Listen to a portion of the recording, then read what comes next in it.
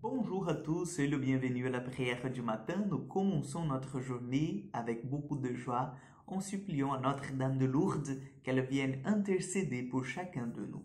Au nom du Père, du Fils et du Saint-Esprit. Amen. Je vous salue Marie, pleine de grâce, le Seigneur est avec vous. Vous êtes bénie entre toutes les femmes, et Jésus, le fruit de vos entrailles, est béni. Sainte Marie, Mère de Dieu, priez pour nous pauvres pécheurs, maintenant et à l'heure de notre mort. Amen. Notre-Dame de Lourdes, priez pour nous. Nous allons prendre l'évangile de Marc, chapitre 3, versets 7 au 12. En ce temps-là, Jésus se retira avec ses disciples près de la mer. Une grande multitude de gens venus de la Galilée le suivirent. De Judée, de Jérusalem, d'Humée, de Transjordanie et de la région de Tyr, de Sidon, vinrent aussi à lui une multitude de gens qui avaient entendu parler de ce qu'il faisait.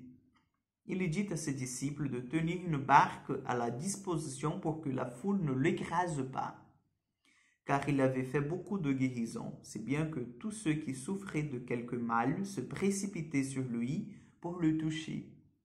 Et lorsque les esprits impurs le voyaient, ils se jetaient à ses pieds et criaient, « Toi, tu es le Fils de Dieu. » Mais il leur défendait vivement de le faire connaître.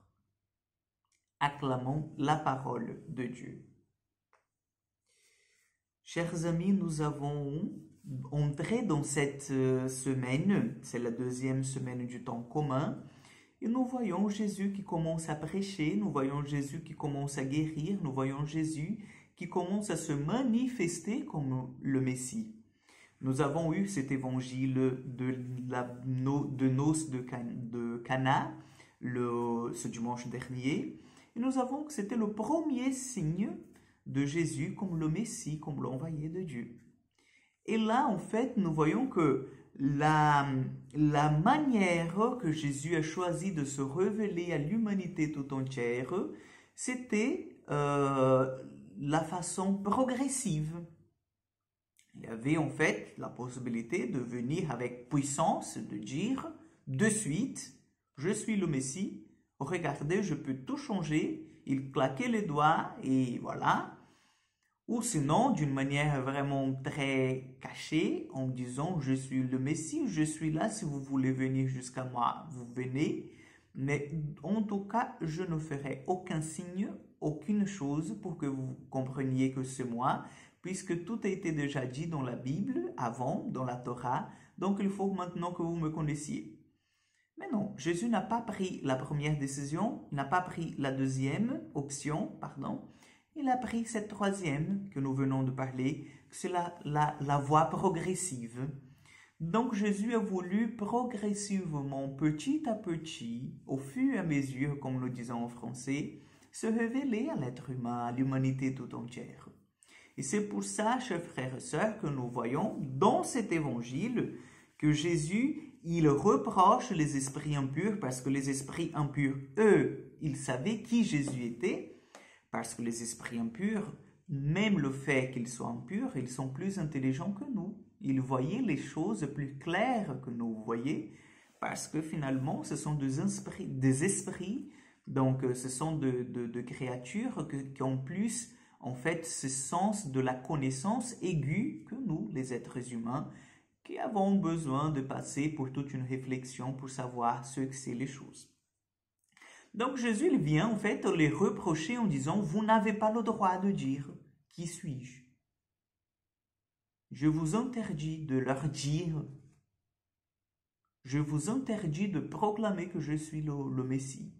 Mais pourquoi, Père César? Il est venu pour que tout le monde le voie, pour que, justement, chers frères et sœurs, Jésus a pris cette décision pour que les gens, en même temps en voyant qu'il était le Messie sauveur, l'envoyé de Dieu, le voit en fait comme celui qui est le plus proche des hommes, celui qui est l'homme lui-même, qui subit toutes les choses, qui a pris notre humanité dans la totalité et qui se fait homme pour vivre avec les hommes. C'est Dieu qui a voulu s'abaisser en disant « Je vous aime jusqu'à ce point-là ».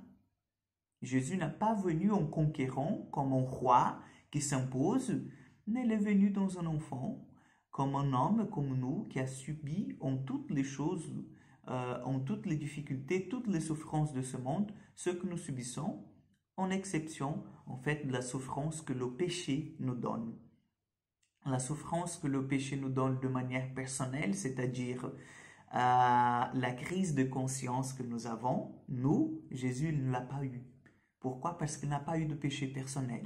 Alors la souffrance de l'angoisse, la souffrance du désespoir, en fait, ça oui, Jésus a vécu jusqu'au point, en fait, sur la croix, bien sûr, jusqu'au point où il a dit, mon Père, pourquoi m'as-tu abandonné? Vous voyez?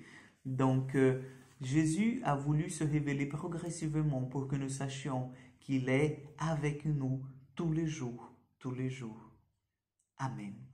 Le Seigneur soit avec vous. Que Dieu Tout-Puissant vous bénisse et vous garde, le Père, le Fils et le Saint-Esprit. Amen. Je vous souhaite une bonne journée et à demain pour encore une prière du matin.